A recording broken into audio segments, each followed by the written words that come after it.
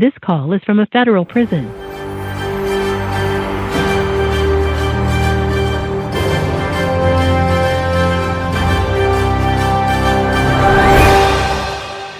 Welcome to Beyond the Circus. This is Dale. This call will be recorded and subject to monitoring at any time. To accept this call, press 5. To block this call and all future calls, press 7. You may begin speaking now. Dale. Joe, thank you for coming on today. We greatly appreciate it. Can you hear me, Joe? Hey, buddy. I can. I can. Thank you for taking the time to come on today. It's greatly appreciated. Since we're limited on time, I'm going to jump right into a couple questions. The first off is I want to bring up Carol Baskin. I've had limited experience with her, and it goes way back to when she was in Wildlife on Easy Street. I had actually purchased my very first serval cat came from her, and for some reason she stands up on her high horse and pretends like there should be no private ownership of big cat. Is that a similar analogy that you'd put with that?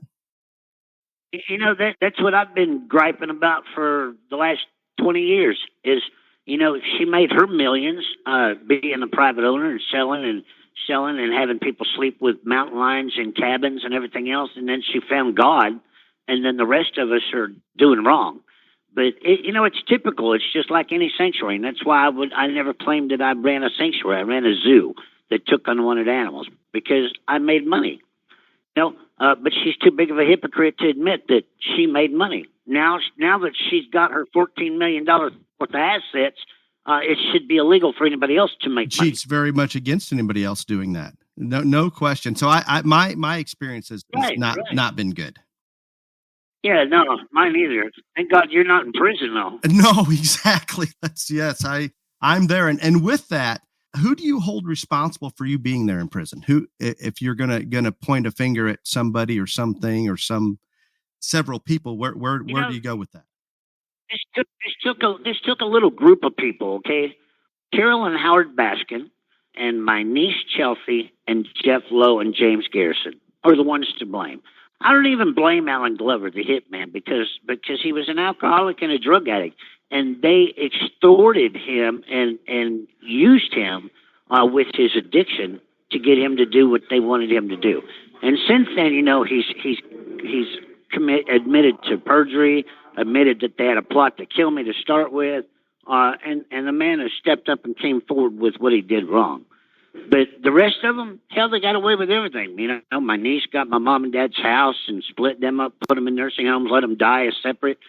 She signed the zoo over to Carol. Carol got the zoo.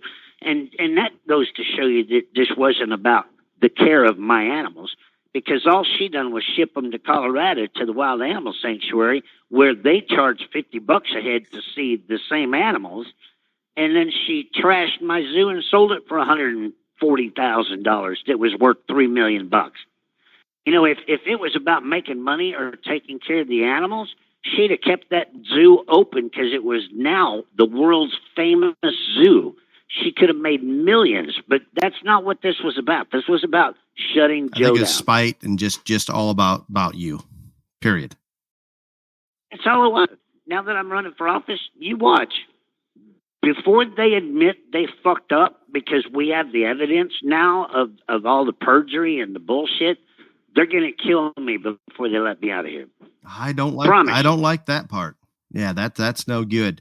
Well, the federal agents knew that they had a plot to kill me to start with, and they all took part in setting me up because they couldn't get me alone and kill me. So yeah, you promise you. It's coming. when you made the case that who is going to travel from Oklahoma to Florida for $3,000 to kill somebody or to kill Carol, how does that make any sense? How is that logical? You can't even take a vacation from Oklahoma to Florida and back on $3,000. You think you're gonna send somebody to Florida to stalk somebody and kill somebody and come back on $3,000? You're out of your mind. And now Alan Glover admits that wasn't the deal, and he never even went to Florida about Carol. Jeff had me give him This call is from a federal prison. out of the cash register during Thanksgiving to get his ass back to South Carolina so he could take care of his warrants and he could get off the park because he was nothing but a drunk pain in the ass. And they turned this into this amazing hit. I get it, and I've got some. I think we have some mutual friends that know Jeff real well, and they don't speak real highly on some of those things. But and you gotta wonder with the evidence that my attorney has on credit card fraud, identity theft, wire fraud, sex trafficking, and then the videos and the recordings that are on my Instagram pinned to the top of him drugging his own wife to have sex with other people. Why are the feds protecting this prick? I assume he gave them what they wanted. He must have. He must have. That's about all that I can come up with on that. So, and I'm going to go. I apologize. I'm going to jump a lot of directions here. So the Netflix series made it into 64 million households. That is a staggering number. And from what I can tell, that brought Netflix back to life. I'm curious, and maybe you're not allowed to disclose this, but how much did you get paid for that? Nothing. A dime. Nothing. They forged a contract while I was in solitary confinement, and my ex-husband, Dylan, got 2% of that millions of dollars. When I filed for divorce and subpoenaed his bank records, when I met him, he was homeless, didn't own anything, addicted to Xanax and cocaine, and covered in syphilis. And during our divorce, he got $2.6 million worth of assets. And Joe's life is destroyed sitting in prison. Innocent. Yeah, Netflix. Did any of the others on that appeared on the show get paid from Netflix? They all got paid. We have phone recordings now of Eric Good, the producer, paying James Garrison and others out of the witness room during my trial $5,000 a piece to keep the narrative going during my trial to make this fucking movie. Can you believe I lost my parents, 55 years of hard work, and my life over a fucking movie to make a movie? Nothing surprises me. Nothing whatsoever.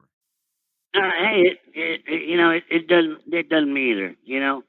And I pleaded to Trump. I pleaded to Biden.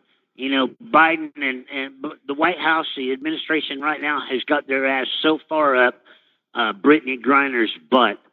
The taxpayers don't even realize that you just paid for Kamala Harris's entourage to travel to go to Brittany Griner's basketball game 3 days ago. Okay. Meanwhile, 10,000 people are sitting in American prisons for the exact same thing she did. Isn't that incredible? I'm with you there. Across state lines with marijuana. So how was your response from the White House on a pardon? Anything from Biden and his people? You know, I got a email from the Butner prison here a while back saying my pardon was under review, but this until we do something with this crooked ass judge in Oklahoma City, you know, the president can't pardon me as long as there's a motion or an appeal going on. And I've had a motion for a new trial with all this evidence for a year and 7 weeks now. And this judge refuses to answer it because he knows I can't get a pardon. And he knows that I'm not going to withdraw my motion because if I do, I don't know if I get a pardon or not. So I would lose my chance for a new trial if I withdraw this motion. So yeah, this whole fucking system is corrupt. It's beyond me of what I've learned about the American justice system in the last 5 years.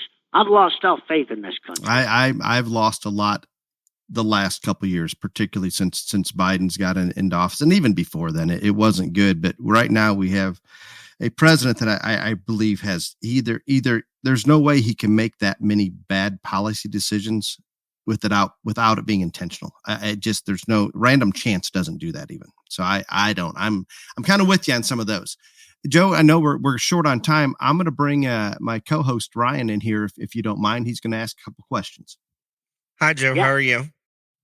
I was Brian. wondering, I was a big fan of the show, just like everyone else. And I just wanted to let you know that the best thing that happened during the pandemic was your show. And I'm sorry that, didn't work out well for you, but it really did help millions and millions of Americans in a rough time. But my question is what is your marital status right now? Yeah, I'm legally divorced, so I'm just back to Joseph Maldonado. I'm engaged to an amazing young man in Fort Smith, Arkansas, named Seth Posey, and I am looking forward to having a 4-year-old stepson, and that's where I'm at with it right now.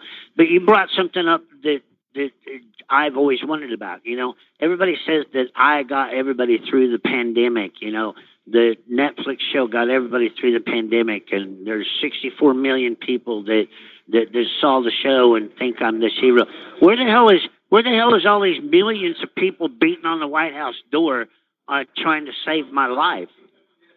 Now, you know, I'm not just This call is from a federal prison. or a TV show. I'm a human being that got fucked over by the system, and the evidence is there. Why is America not throwing a wall-eyed hissy fit? I don't get it. It's a very valid point that you have right there. And again, I'm limited knowledge on that. I figured that you would have had more letters and more people writing, emailing, all kinds of things for you to be pardoned, etc. And Yeah, I've had probably over 50,000 letters that I've personally responded to, and they all want something. They all want an autograph. Okay, and again, I'm more than just an autograph. I'm a living human being that should not be in prison. But all anybody wants is something for free so they can brag about. It's horrible. I can see why celebrities do drugs now, or alcoholics, because you're just a commodity. Everybody out there is making money selling underwear and shirts and everything else, and Joe isn't making a that's dime. crazy. You said that you still got a motion in front of this trial in Oklahoma City and stuff like that, and so you have new evidence to prove your innocence, and judge isn't working out. A lot of people hear different things. How is your health these days? I know you were having some health problems. How is that? You know, my prostate cancer is in remission. I've been waiting 5 months now for a biopsy of my bladder to see if the cancer spread to my bladder. I will probably wait another 5 or 6 months before we get this biopsy ever done, because the federal government doesn't give a shit about you. This is probably the worst medical care in the United States, period, is the federal medical system. We're just a number in here. So before this is over with, I have watched so many people in here die because their cancer and their diseases progress, because you just can't. It takes a year to get eyeglasses. I mean, come on. Well, as far as that, when you do get out, and we all know that you will, because again, I think with the evidence, new evidence that you have, this is just a matter of time, and hopefully be sooner than later. What is, when you do get out, besides marrying Seth, what are your goals after that? I'm gonna advocate for justice and prison reform, because animals in a zoo get better treatment than people in a federal prison system in America. And it's time that these politicians learn this and get the animal rights people out of their pockets. This thing's going to hang up on us in about 20 seconds. Dale Bryan, I appreciate you giving me a voice. What I need is America to stand up and raise hell before this happens to you, because it did happen to me. And before they give me a new trial, I promise you I'll leave here in about Joe, I hope that doesn't happen, but thank you very much for coming on today. Oh, sweet baby Jesus. Okay. Clearly, Clifton and Dale have checked out, but I'm just going to state personally, for my part of the interview, I am very sorry that I did not have better questions.